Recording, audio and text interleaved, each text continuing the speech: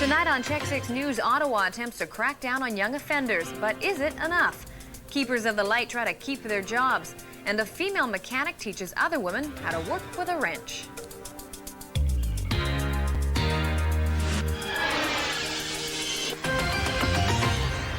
Good evening. Hudson Mack is away for the rest of the week. Bowing to intense pressure, the federal government has introduced legislation to toughen the Young Offenders Act.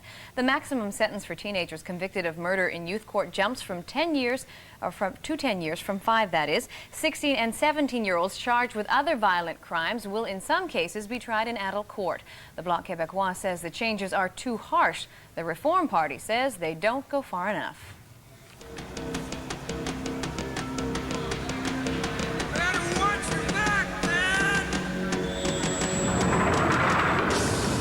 Put them in jail and throw away the key.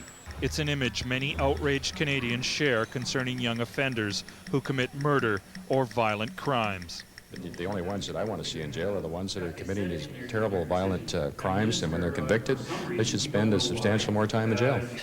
We're proposing to increase the maximum sentences in youth court for first and second degree murder. This reflects our determination to protect society from dangerous persons of any age. For example, teenager Jason Gamache was convicted of murder in adult court.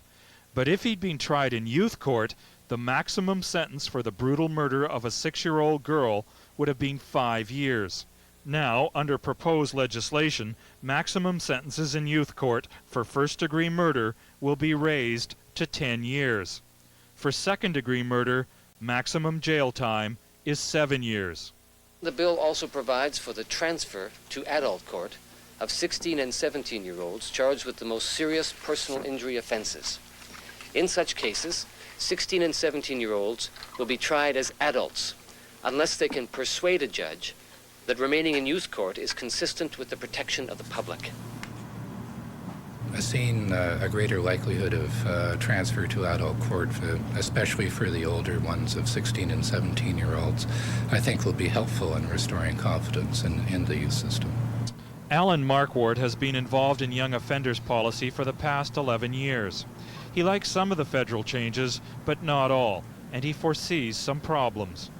If a youth is charged with first or second degree murder and not transferred to adult court, the bill provides for 7 or 10 years.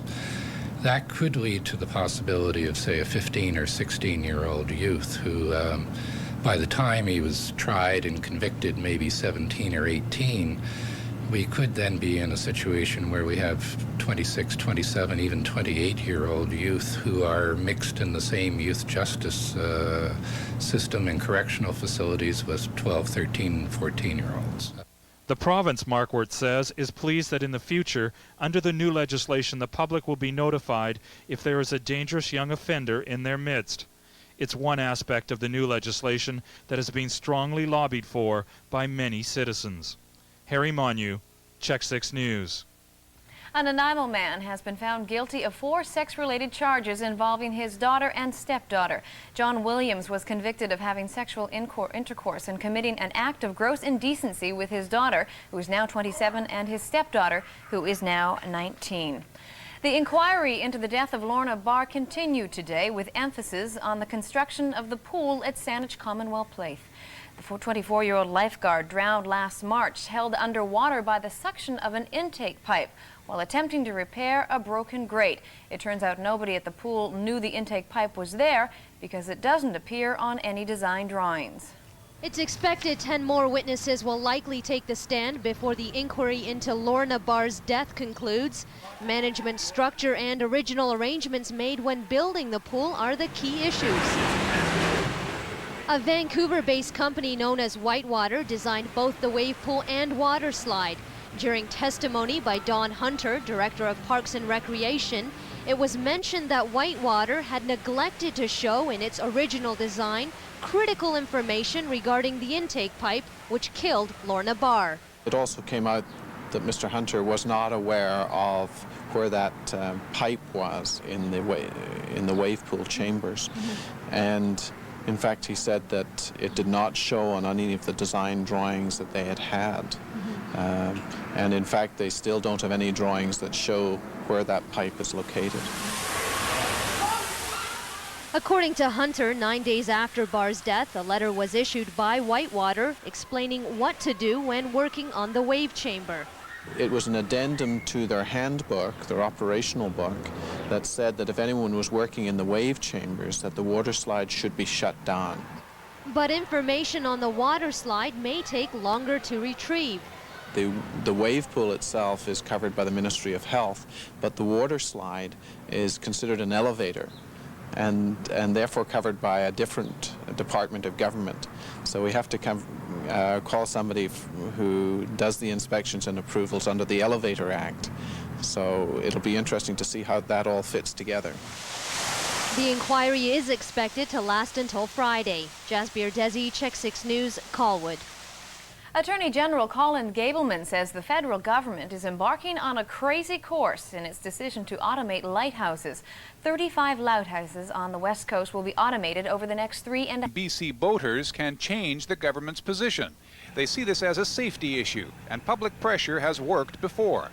Our strategy has always been to let the public decide what happens on this, and the public has decided loud and clear before, and I think they'll decide loud and clear again that the people that work for the public, being the politicians, they have got to listen. BC politicians are listening. The Attorney General opposes automated light stations. I can't believe that they've changed their mind. I think the minister may have gone along with the recommendations from his eastern-based bureaucrats, but once he recognizes what British Columbians, particularly on the coast, feel about this issue, I'm sure he will come around, as the former government did, and when they decided not to pursue this crazy course. It was dark when they knocked at our door. Even on Trial Island, rescues occur. Assistant lightkeepers Jim and Cheryl Lundrigan have pulled 3 kayakers out of the water in 3 years. Most lightkeeping duties are more mundane, like checking equipment that may put you out of a job. Plans call for lightkeepers to be removed from a dozen lighthouses by next spring. Automation will be complete in 3.5 years. Ed Watson, Czech 6 News, Trial Island. Still to come, grease behind the nails. A female mechanic helps women deal with problems under the hood. She dresses like a high-powered business executive off to a meeting on Wall Street, but put her in a pair of mechanic's coveralls and she's right at home. American author Mary Jackson is an automotive expert who's come to Nanaimo to teach women that what goes on under the hood of a car is nothing to be afraid of. Because that's what this information is all about. Mary Jackson is speaking to a packed house. By her appearance, you might think she's talking about business management or high finance. But Jackson is here to talk about cars. Wouldn't it be great if every time you had a problem with a car, a fairy god mechanic would appear and with a wave of her magic ratchet, make your problems disappear? She's one of North America's leading automotive experts, having spent the last 20 years as a certified mechanic in Colorado. Put the stick back in as close to the way as you took it out as possible. Make sure you snug it right back all the way down to the bottom. Take it back out, and then see where the film comes on the stick. Her mission these days is to teach women not to be afraid of what's under the hood. Even if you use full service, it's a good thing to know in case an oil light ever came on when you're driving down the road and you had to make a decision about whether to continue to drive the vehicle or not. I used to hear a new sound coming from under the hood and I'd immediately turn the radio up, you know, because I didn't know if that was the $2 sound or the $200 sound or it was time to get rid of the car altogether sound. And when I started working on cars with on-the-job training, I discovered that they actually made a whole lot of sense. And the more sense they made, the less money I spent, the longer they lasted me. 11 years ago, Mary Jackson founded an organization called Women at the Wheel to promote what she calls automotive literacy. Since then, she's been touring the U.S. and Canada, presenting free seminars. And she says it's not just women who need the information. I think that if you have somebody who is dishonest in the industry and they see someone with absolutely no information, regardless of the gender attached to that lack of information, that person becomes more vulnerable to unnecessary repairs and to overcharging. So I think what we're talking about is there's a popular perception among women that they are taken advantage of around gender. It's not around gender, it's around lack of information. I think that the biggest thing is men think they know everything about cars and women always say they don't. So a lot of times men, of course, a lot of men do know about cars, but a lot of men don't know about cars, but they don't want to let on that they do. As you can see back here, power steering fluid, the same thing, very easily read, translucent reservoir. Have you run into any instances where you wish you knew more about your car? Yes, I did. The battery, one day I went to go to work and the battery was in the car. Apparently one of the coils is loose, and I didn't realize that, and ended up having to get a lift to work, and then found out that it was something very simple and minor. I think every woman should know about what's underneath the hood.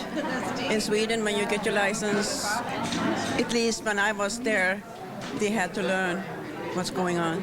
And I think everybody should know what's going on. They may not be able to overhaul an engine or replace a clutch, but these women can now say they know a lot more about their cars than they did yesterday. Catherine Litt, CHEK 6 News, Nanaimo. Mother Nature savaged a wide area of the Gaspé Peninsula in Quebec last night. There were 2 visitations of extreme weather. Heavy rains caused floods and a tornado swept through a residential neighborhood near Quebec City.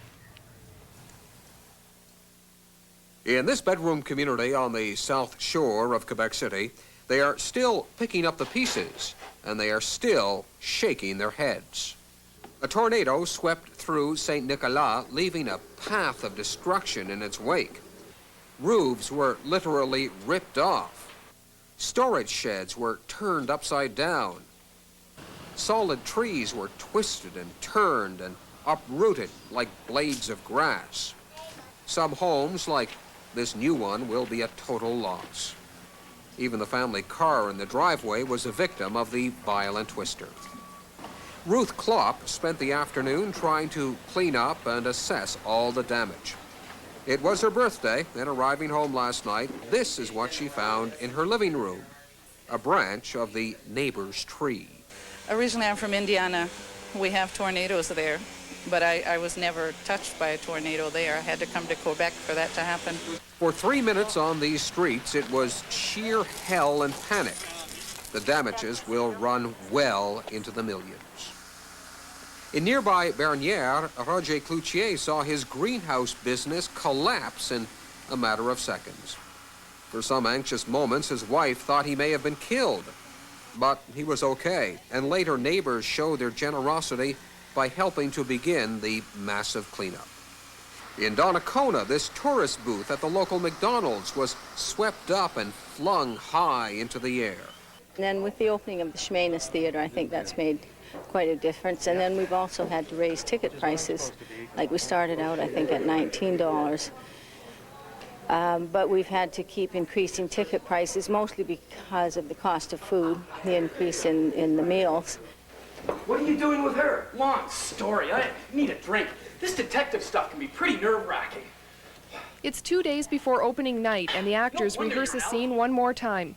The play they're performing is by Canadian writer George Walker. And head up north to the land of the big houses and pull into a driveway at the end of which is a gate with the name James Harrison on it. I leave my cab ticking away, sneak up for a closer look. Through the living room window, I see Ann Scott, James Harrison. On the expenses, because some shows are a lot more expensive to mount than others. You're not doing it for the money then? I mean, you're oh no, gosh. No, it's just no way to make money. Opening night, and the unexpected has happened. The show has sold out in the last few hours. The actors who've arrived backstage have just learned this. We have been rehearsing for the last month, trying to get the thing in shape, and not really looking too much at ticket sales, and then we arrived tonight and, hey, sell out. Somehow I just can't eat before doing this. It just doesn't work. For Jane Seeley, a veteran After Eight performer, opening night jitters are hard to ignore. We had no idea, actually. Like, I knew a few people were coming because there's a Harbourfront draw tonight, and you obviously encouraged people to come here. Come here. We obviously encourage people to come out, yeah, right, on the first night, because then they can spread the news, you know, and it helps with the sale for after, but sold out. I guess we're kind of hoping it goes okay. It's a telegram. Are you really a private eye? No. It's addressed to Tyrone M. Power, private eye. It's from my mother. She's a romantic. even if you don't have full houses, it's really about entertaining people and giving them a good evening out, whether it's just a few people or a full house. There must be some mysterious... The play is going according to plan. The actors are on cue, and the audience is enjoying the production. For the After 8 Theatre Company, this is what it's all about. The theatre's latest production runs until June 10th at Branch 256 of the Royal Canadian Legion, just off Bowen Road in Nanaimo. Well, it's time now to take a look at what the weather has in store for us this weekend.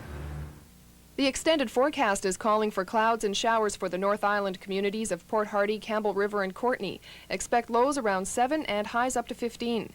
For Port Alberni, Tofino and Ucluelet, clouds and periods of rain into the week, lows around 8 and highs around 17. And for Parksville, Nanaimo and Duncan, mainly cloudy with a chance of showers, lows down to 10 and highs up to 19. Let's go now to Nanaimo's SPCA for Pet of the Week. This is Bates. Bates is a 4-year-old neutered male cat, and we'd like to make a really special appeal to the public on Bates' behalf. He came into our shelter in February, and he's been here since then, and when Bates first came in, he had a really bad flea allergy, but he's come along just fine now. He's got all of his fur back, and he's a wonderful cat. He's a big fella, and he's very friendly, a little camera shy. He still has a flea allergy, so that would mean you'd have to groom him a lot. It'd be better if he had an indoor-only home. But Bates is looking to get out of the shelter and get into a wonderful new home. And we'd like to see him get a home. He's been here since the middle of February. So please, if you can find it in your heart, come on down to the Nanaimo shelter and give Bates a nice home.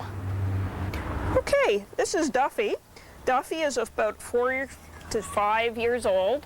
He's a neutered male, and he's looking for a good home. He came in as a stray, but he's been with us for a while now, and he's looking to curl up on someone's couch and make a good home. Duffy is a really neat cat, as you can see. He's quite large, and he's got a wonderful snout, and you can always tell when he likes you because he drools a little bit. And it's kind of cute. He's very affectionate, and he'd love to come home and drool on your couch. So if you please come in to Nanaimo SPCA and meet Duffy and give him a nice home. Vancouver Islanders don't have to go very far to visit some of the world's most exotic snakes, birds and lizards. They only have to go to the Cowichan Valley to the new World of Wonders theme park. It's a park with a purpose, animal conservation. Okay, my name's Hope, and I'm going to take you through a tour here. This is Brad. He's going to show you the vivarium. Come on in. We'll let you see some creepy crawly things. These school children are getting an afternoon off to see Vancouver Island's newest attraction. He's shedding his skin right now. His colors get kind of dull. When snakes shed, their eyes get kind of milky colored, and their skin gets kind of dull, and they get kind of lethargic, and they basically sleep all day. It's the World of Wonders theme park, brought to the Cowichan Valley by Stan and Diane Farrell. We had a similar place in South Africa, and we decided we'd like to build something similar to it in Canada. What we'd like to do is to show people the true purpose of so many things that they see around them. The males will bite the female to try and hold her in place. What are you doing?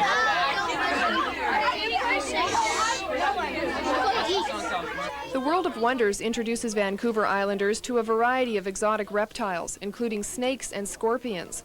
The park is located 4 kilometers south of Duncan on the site of an old drive-in theater. Reptiles are just one exhibit here. What is he? In the aviary, birds from around the world mingle with each other and with some of the younger spectators.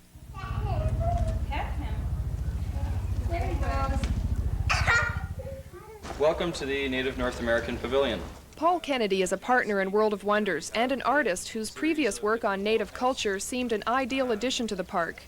Talking with the Native Heritage Center and talking with the people at the Chamber of Commerce, I think this is very positive for the area, and I think that tourism's one of the largest, if not the largest, drawing card for the Cowichan Valley. That's the main reason Stan and Diane Farrell wanted to locate here. They say it's a better area than the one they were in South Africa. We were not in a tourist area at all. We did a lot of work with school children and education. However, we were not in a tourist zone at all, and we still had enough people to keep us going. So right on the island where tourism is the second biggest industry, we feel that there's a very good chance of it succeeding. Well, I think by us keeping it, focusing on our point to feature wildlife and conservation through education, to keep it as less commercial as we can, just to offer as much as we can for as little dollar amount. It's a beautiful place, and hopefully we're some form of addition to that. The World of Wonders is planning to add many more attractions to its park. It's waiting for 2 bison and some alligators. As for the future, the owners say they plan to keep the park focused on conservation. We do love animals, yes. We are concerned about them. We would like to make things better for them in as many ways as possible, because some pretty horrible things do happen to animals around the world. And if we can contribute in a small way to letting people appreciate that they have got a purpose, that things like snakes aren't slimy, loathsome things, kill them on sight, that they are wonders in their own right. If we can do that, then we've achieved something. Well, that's our show for this week. We hope you enjoyed it. Tune in again next Saturday for more stories from around the region. But before we go, we'd like to leave you with a look at the 90th birthday celebrations here in Ladysmith. I'm Catherine Litt. Thanks for joining us.